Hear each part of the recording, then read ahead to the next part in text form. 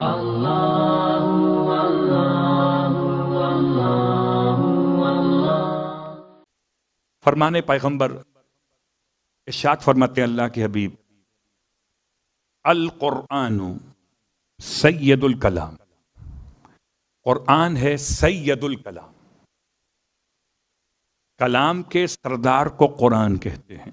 اور سید القرآن سورۃ البقرہ، اور قرآن کی سردار سورہ بقرہ ہے۔ اور سید البقرہ آیت الکرسی، اور سورہ بقرہ کی سردار آیت الکرسی ہے۔ تو چلے یہاں سے تھے کلام، کلام پر سردار قرآن، قرآن میں سورہ بقرہ سردار، اس میں سردار آیت الکرسی۔ تو آج پہلی شب میں سرداروں کی بات کر رہا تھا، تو آیت بھی لایا سرداری والی۔ آیت الکرسی سرداری والی آیت ہے، زرداری والی نہیں۔ صلوات پڑھے محمد و آل محمد۔ اصل میں وہ میرے تلفظ میں کہیں فرق نہ پڑ جائے، اس لیے میں نے اسے کھول کے بیان کیا۔ یہ سرداری والی آیت، آیت الکرسی۔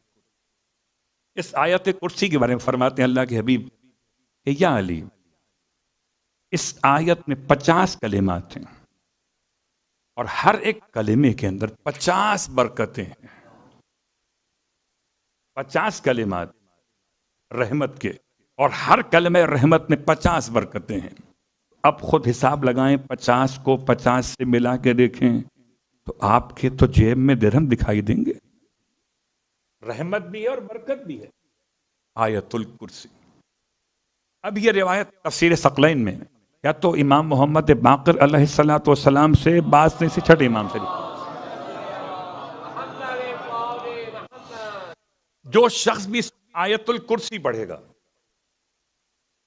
جو شخص بھی آیت الکرسی پڑھے، اب کیا نماز کی بات پڑھے، رات کو سونے سے پہلے پڑھے، روزانہ نماز وحشت قبر کا اگر عادی ہو تو اس کے درمیان پڑھے، یا آنکھوں کی جلا اور روشنی چاہتا ہو تو آنکھوں پر ہاتھ رکھ کے پڑھے، اگر فالج سے بچنا چاہتا ہو تو سونے سے پہلے پڑھے، اگر حفاظت چاہتا ہو تو گھر سے نکلنے سے پہلے پڑھے، نماز کی قبولیت چاہتا ہو تو نماز کے بعد پڑھے۔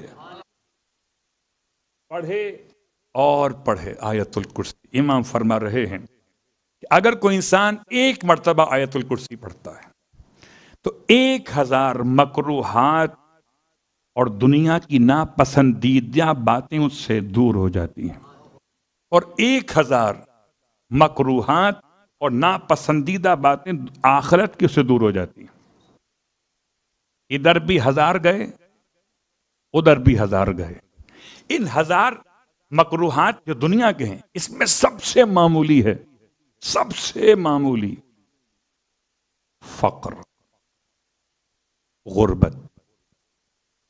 امام فرما رہے کہ جو شخص آیت الکرسی کی تلاوت کرے، 1000 مکروہات دنیا سے خدا اسے محفوظ کر دیتا ہے، وہ اسے دور ہو جاتا ہے۔ اس میں سب سے معمولی، سب سے کم تر ہے فقر، اور جو 1000 آخرت والی مکروہات ہیں جو دور ہوں گی، اس میں سب سے کم تر ہے عذاب قبر۔ اب بتائیے، جب فقر نہ رہے، عذاب قبر نہ رہے، تو یہاں بھی فائدہ اور وہاں بھی فائدہ۔ اسے کہتے ہیں آتنا فی الدنیا حسنہ وفی الآخرۃ حسنہ۔